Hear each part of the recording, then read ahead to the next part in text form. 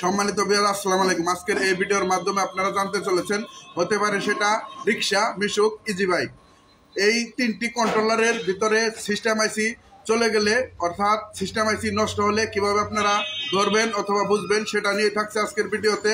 চলুন তাহলে দেরি না করে ভিডিওটি শুরু করা যাক। Automatic TV. Subscribe now. ফিরে এসেছি আবার ইন্টোর পর। তো প্রথমে আপনাদেরকে আজকে ভিডিওর মাধ্যমে বলে নিচ্ছি, তো এই যে আইসিটা আপনারা লক্ষ্য করতে পারছেন, এই আইসি শর্ট হওয়ার কারণেই কিন্তু কন্ট্রোলারের ভিতরে যে আইসিগুলা, সিস্টেম আইসিগুলা থাকে, এই আইসিটা আসলে সমস্যা হয়ে থাকে। তো এটা আসলে বেশিরভাগই এটার কারণেই সমস্যাটা হয়ে থাকে। তো এখন কথা হচ্ছে রিক্সার কন্ট্রোলার। প্রথমে আপনাদেরকে দেখাচ্ছি, এই রিক্সার কন্ট্রোলারের যদি আপনার সিস্টেম আইসি সমস্যা হয়, তাহলে আপনারা এখানে যে মেট্রো ডায়োডটা দেখতে পাচ্ছেন, এই ডায়োডটা শর্ট দেখাবে, ঠিক আছে? তো অবশ্যই বুঝতে পারছেন, এই ডায়োডটা শর্ট হলে আপনারা বুঝবেন যে রিক্সার সিস্টেম আইসিটা সমস্যা হয়েছে, নষ্ট হয়েছে। তাছাড়াও যদি এদিকে পার্টসগুলো সমস্যা হয়ে থাকে, সেক্ষেত্রেও অনেক সময় সমস্যা। এটা নিয়ে আমার নিচে অ্যাভেলেবেল ভিডিও আছে, আপনি দেখে আসতে পারেন। তারপর আমাদের যে কন্ট্রোলারগুলো রয়েছে, সেটা হচ্ছে মিশুক গাড়ির কন্ট্রোলার। তো এখন আমি আপনাদেরকে একটা মিশুক গাড়ির কন্ট্রোলার দেখাচ্ছি।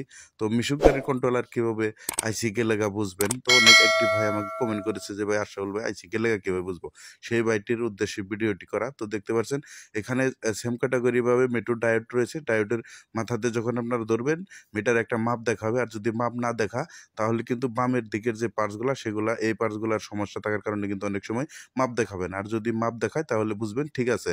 আর যদি শর্ট দেখা, তাহলে খারাপ রয়েছে।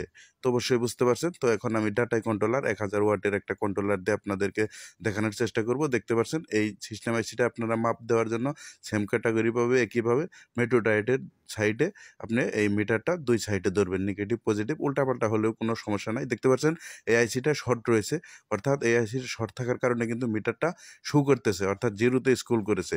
তো দেখতে পাচ্ছেন, আপনাদেরকে একটু ভালো করে আমি দেখাই তো কীভাবে মাপটা দিবেন।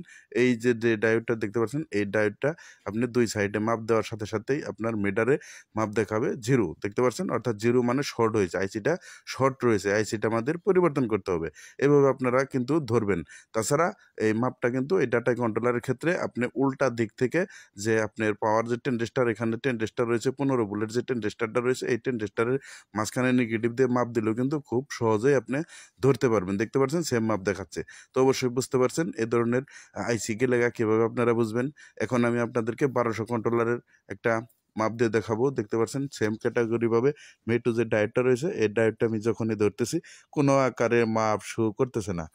অর্থাৎ কেন শো করতেছে না, তো অবশ্যই আপনারা বুঝতে পারছেন এখানে কোনো সিস্টেম আইসি নাই, আইসি নাই। আইসি না থাকার কারণে কিন্তু কোনো প্রকার মাপ শো করতেছে না, অর্থাৎ মাপ আসতেছে না। দেখতে পাচ্ছেন, আমি আপনাদের ভালো করে দেখাচ্ছি। এখানে যে ডায়োডটা থাকে, এই ডায়োডে আপনি মাপ দেওয়ার সাথে সাথে কিন্তু যদি শর্ট দেখা, তাহলে বুঝবেন আইসিটা চলে গিয়েছে।